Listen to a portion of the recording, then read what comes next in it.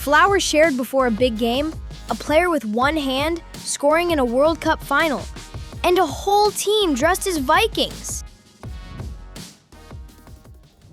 Let's begin with a beautiful student master story. Egypt have one of the most famous footballers on the whole planet. Their captain, Mohamed Salah. He is so good that he is about to break Egypt's all-time goal-scoring record. But here's the interesting part. The record he is chasing belongs to someone very close to him. It belongs to his own coach, Hussam Hassan. So every time Salah scores, he gets one step closer to beating the very man who picks the team, while that man cheers him on from the sideline. Imagine trying to beat your teacher's high score with your teacher clapping for you. Wonderful, isn't it? And today, Egypt drew 1-1 with Iran.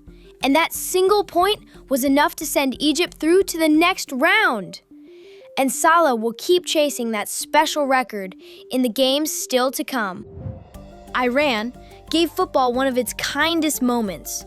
Before a really big, tense match at the 1998 World Cup, the Iranian players walked up to their opponents, handed them white flowers, and posed together for a friendly photo. A simple, lovely reminder that football can bring people together. In Vancouver, Belgium were too strong for New Zealand, winning 5-1 with the goal from their star, Romelu Lukaku. Here's one for the top scorers.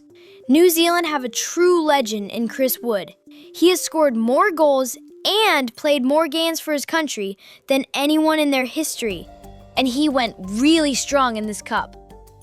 And Belgium have a goal machine of their own, Romelu Lukaku, who has scored more goals for Belgium than any player ever. Tiny Cape Verde drew 0-0 with Saudi Arabia, and that 1 point was all they needed to reach the knockout round for the very first time. A huge day for the little islands. To even reach this World Cup, Cape Verde finished ahead of mighty Cameroon, one of Africa's biggest football nations, who didn't make it at all. And Saudi Arabia have a goal everyone remembers.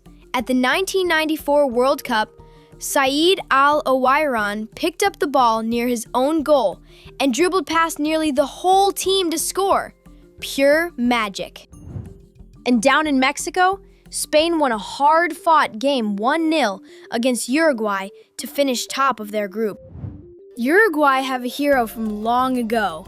In the very first World Cup final, in 1930, a player named Hector Castro scored, and he had only one hand. Nothing could stop him. And Spain have a teenager taking the world by storm, Lamine Yamal, already rated one of the very best players on earth. At his first ever World Cup, all eyes are on him. France were brilliant, beating Norway 4-1 with a wonderful hat trick from their star, Ousmane Dembele. Both teams still march on into the knockouts.